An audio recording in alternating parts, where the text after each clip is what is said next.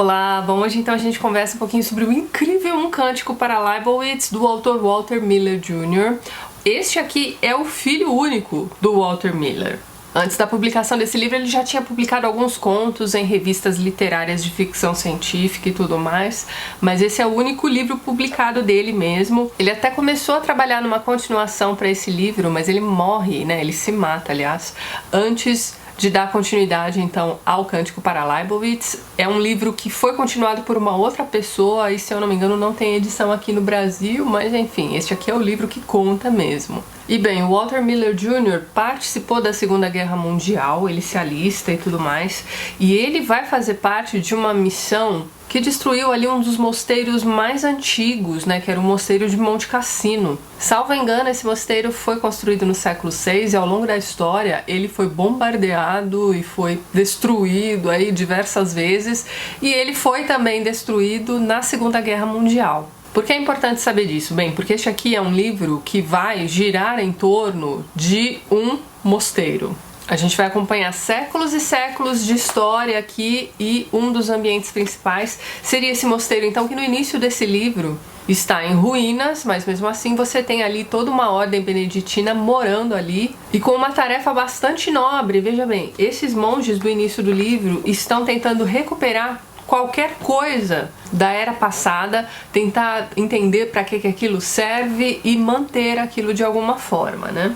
Então este livro aqui se passa numa era pós-apocalíptica, a gente não sabe exatamente o que aconteceu, mas a gente pode ter uma boa ideia, né? O mundo está absolutamente destruído, como eu disse para vocês, o início da história se passa nesse mosteiro em ruínas. E o Leibowitz, do título do livro, é na verdade ali então uma pessoa considerada como um grande santo.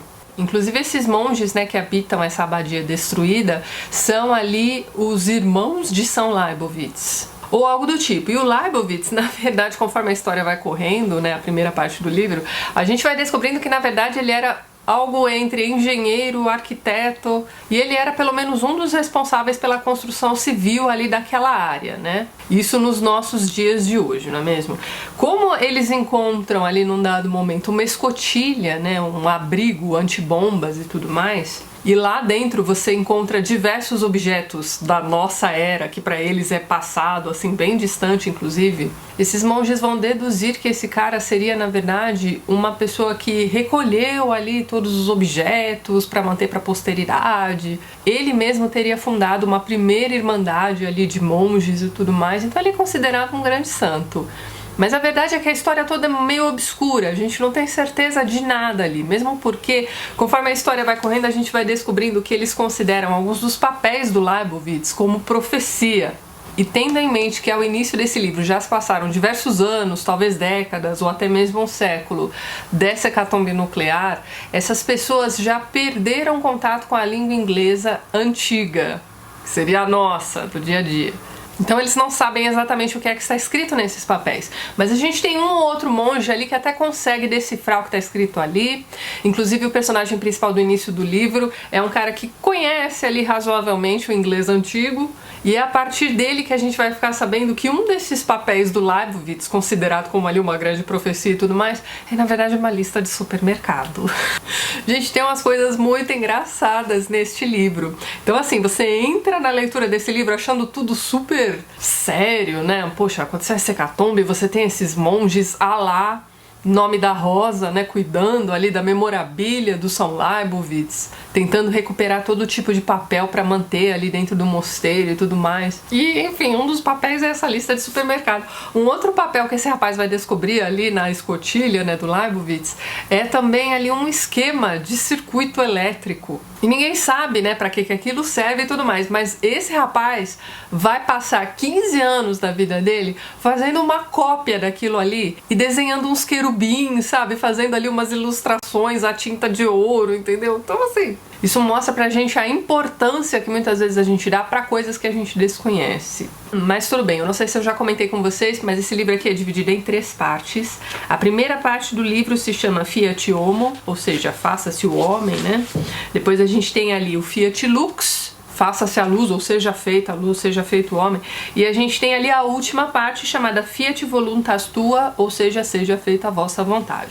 Então na primeira parte é isso que acontece. A gente entra em contato então com um mundo pós-apocalíptico absolutamente destruído, e esses monges fazendo o possível para recuperar a história do mundo, certo? Aí quando a gente chega na segunda parte do livro, já se passaram aí diversos séculos da primeira parte. E aí a gente entra num período aqui dessa história que é como se fosse ali a Renascença. A gente já tem ali, por exemplo, um acadêmico. Então, os monges dessa mesma abadia, né, enfim, mosteiro, estão ali recebendo a visita ilustre desse acadêmico que vai dar uma olhada ali nos papéis, enfim. Então, nesse segundo momento do livro, a gente já tem a história do mundo recuperada, entre aspas. A gente tem esse rapaz, o acadêmico, discutindo filosofia com os demais monges, por exemplo. Então, ele vai citar nomes que a gente conhece hoje em dia. Então, a gente percebe que aquele trabalho dos primeiros monges do início do livro deu certo, entre aspas, mas ainda existe muita coisa obscura aqui nesse livro, né? Então, eles já têm, por exemplo, um certo conhecimento de eletricidade, eles conseguem uma lâmpada, enfim. Então, a coisa tá caminhando, certo? Mas então, num dado momento aqui dessa segunda parte, acontece uma outra coisa que eu achei engraçada, mas assim, gente, tem que abrir a mente, porque realmente você tá lendo um livro super árido, uma situação complicadíssima, é um livro pesado em alguns momentos, assim, você tem ali alguns questionamentos pesadíssimos, mas de vez em quando você tem esse alíviozinho cômico e que vai se dar ali no meio daqueles monges, né? Então na segunda parte, por exemplo, eles vão encontrar algumas folhas soltas de uma bíblia, veja só você. Então assim, eles não sabem o que é aquilo.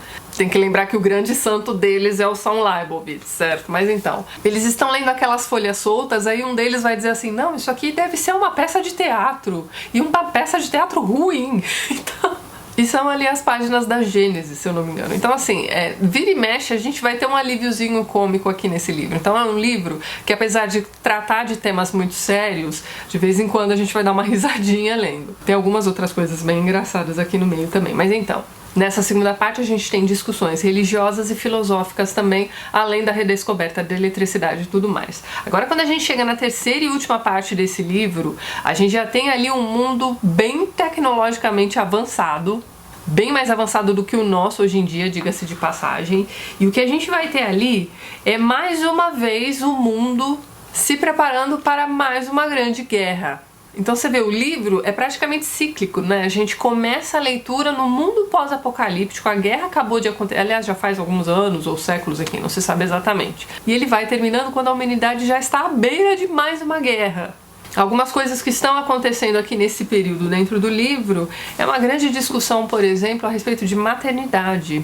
Então a gente começa a leitura dessa terceira parte lendo ali um diálogo que provavelmente está se passando dentro de um programa de televisão ou algo assim. Então você tem o entrevistador perguntando para o entrevistado, por exemplo, se ele é a favor da maternidade. Porque o que está acontecendo aqui? Por conta, sei lá, da poluição, radiação e etc., as crianças estão nascendo deformadas. Então essa é uma discussão que está acontecendo aqui nessa terceira parte e também os preparativos para essa nova guerra. Além do livro discutir então essa ideia de que a história do mundo é cíclica, temos alguns outros temas sendo discutidos aqui no livro, como por exemplo o direito à vida. Então a discussão vai desde a eutanásia até o aborto. A gente tem aqui algumas discussões a respeito do lugar da arte na sociedade também.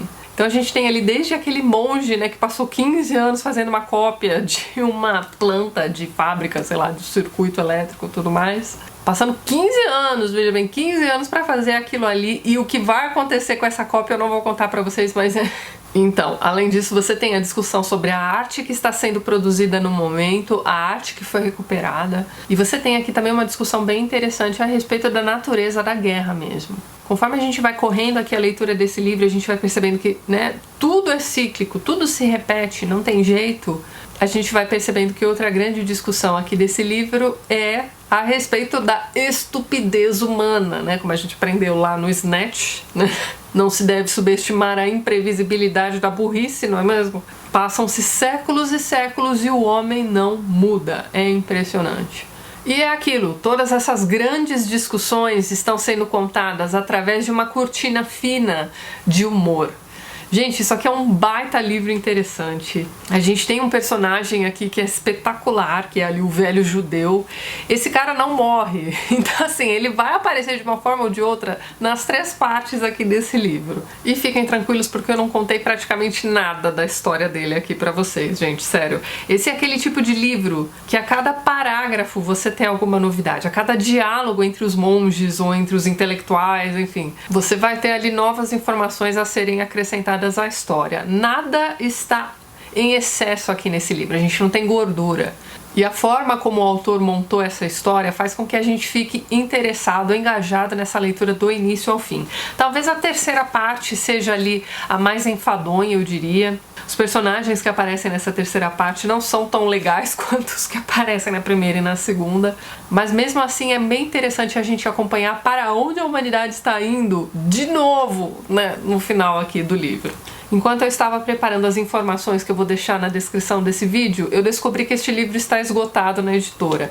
Quem sabe a gente não tem aí alguma novidade, alguma nova tiragem mais pra frente, né? Tomara. Então, caso você tenha se interessado pelo livro e não tenha aí perdido na sua estante, né? Dê uma olhadinha na biblioteca pública ou na estante daquele seu amigo que gosta bastante de ficção científica. Eu tenho certeza que ele tem esse livro perdido por lá. É um dos grandes livros de literatura de ficção científica. É um livro muito interessante, principalmente dentro do contexto, além da gente saber que o autor participou da queda do mosteiro de Monte Cassino, a gente tem aqui o autor escrevendo esse livro cerca de 15 anos após a sua empreitada na Segunda Guerra Mundial. Então é um livro que foi escrito no pós-guerra, durante ali a Guerra Fria, apesar das brincadeiras que o autor faz ali com aquela ordem, né, de monges e tudo mais, ele tornou-se católico quando ele voltou da guerra. Então as piadinhas que vocês vão encontrar nesse livro não tem o intuito de ofender ninguém, é realmente simplesmente aquela coisa da gente dar um valor extremo